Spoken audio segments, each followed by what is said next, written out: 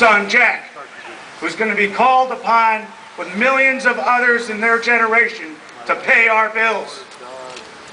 And what else does it mean?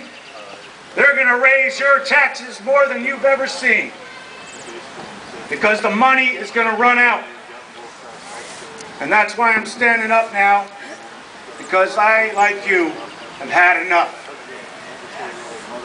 But I think this crowd has been a little quiet. And I want those news reporters out there to hear you.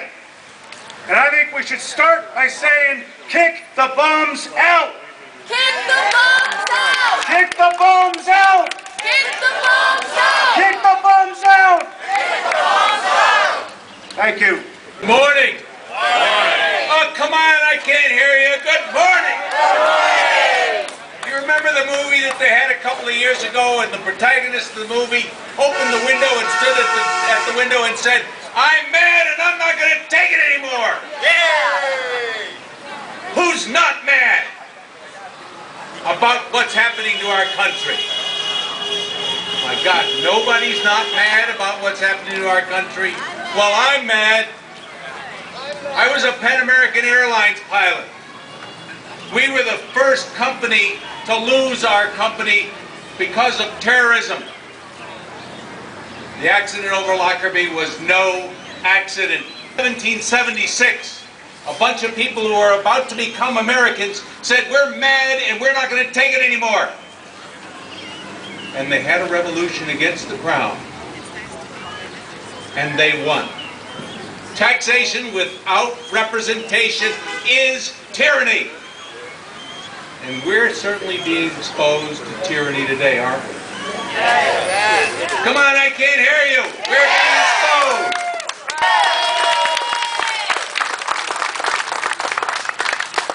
I think, as I've watched these tea parties around the state, how many people were in New Haven? Yeah. Wasn't that a great tea party? You betcha. And the one in Atlanta was terrific. And the one in Dallas was fabulous. I'm mad and I'm not going to take it anymore, except I'm different. Instead of just being mad, I'm doing something about it.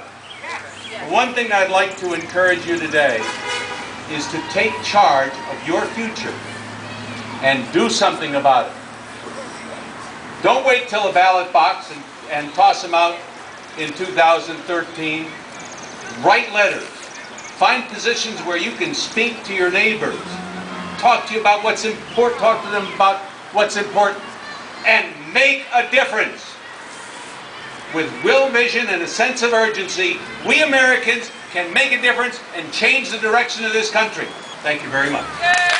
Listening how they're trying to question him about his wife's involvement. She sits on 5 companies in the state of Connecticut, and she's making $500,000 a year for doing that. Now, I don't know about any of you. I don't make $500,000 a year. I don't know if any of you out here do. But you know what? We need to take back our country. Thank you. Good morning. My name's Ted Gennard. I'm from Uncasville. And the basic thing about the Tea Parties in the first place was about taxes. So I'm just going to say something real short about taxes. First of all, the Office of Budget Management has found our current budget to be unsustainable. That means, just like Chrysler, just like GM, the United States of America will be bankrupt by this administration. We got a tax cut. I think everybody saw that little piece in their paycheck that didn't come out of the withholding. But that so-called tax cut is a fraud. Let me tell you why.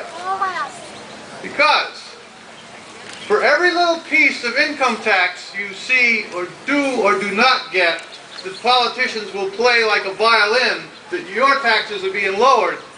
This is what you're actually getting, folks. Usage surcharge tax, telephone reoccurring and non-reoccurring charges, telephone state and local tax, telephone usage charge tax, utility taxes, vehicle registration tax, vehicle sales tax, watercraft registration tax, well permit tax, workers' compensation tax, and taxes when you die. Time for good people such as yourselves to start standing up and running for office on a local level, or on a state level, or on a federal level. But it's time, if you really want to take this back, it's time to take a look around your neighborhoods and say, you know, this person would be good, let's run this person. We've had enough politicians running. They're all career politicians. They seem to get out of college and go to law school, and it's, what are you going to do with your life? Well, I guess I'll be a politician, and why not? That's where the money is. So, and that's where the power is. But if you want to take the power back, then you have to have the courage to stand up, and you have to say to yourself, you know what, I'm going to run for office. I'm going to run for city council. I'm going to take 2 years out of my life, or 3 or 4, whatever it might be, and put some of this into action. Because people will vote for you, and the reason they'll vote for you is because they know you. And they know you and they trust you, because you're their neighbor. You're the people who live with them. They know that you've owned a business or you've worked in a business. I always used to say, I don't think anybody should run for office if they haven't worked a day in their lives. They need to have a job. They need to know what it's like. I hear so often from politicians, we heard that phrase during the election like crazy. So we know what you all are thinking. You people are sitting around your kitchen table. I don't sit around my kitchen table, so that was meaningless to me.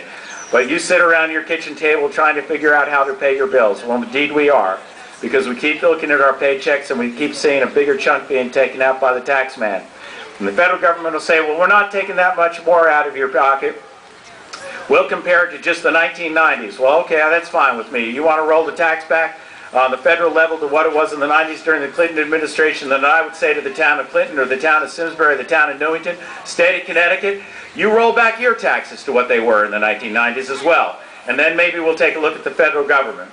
But the point is, they can roll it back to whatever they want at the federal level, but we still get whacked at the local level. It's a fee for this and a fee for that and a tax for this and a tax for that. And the only way you're going to stop that is at the local level. The best politics is at the local level. You act locally, you think globally, but you act locally. So think about it. Just give it some thought. Say, I indeed think I might indeed want to run. And you can run as a Republican or a Democrat or a Libertarian or a Conservative, whatever it is you think you want to run, but get involved. Run for office. Take a couple years out of your life. You're going to find it's going to be well worthwhile. And when you people get on those boards, and when you people get in that state legislature, and when one of you out there goes to Congress, and they get a load of you folks down there, all of a sudden they'll think twice about what they do. Enough is enough. It's time to change it over. It's time to take it back.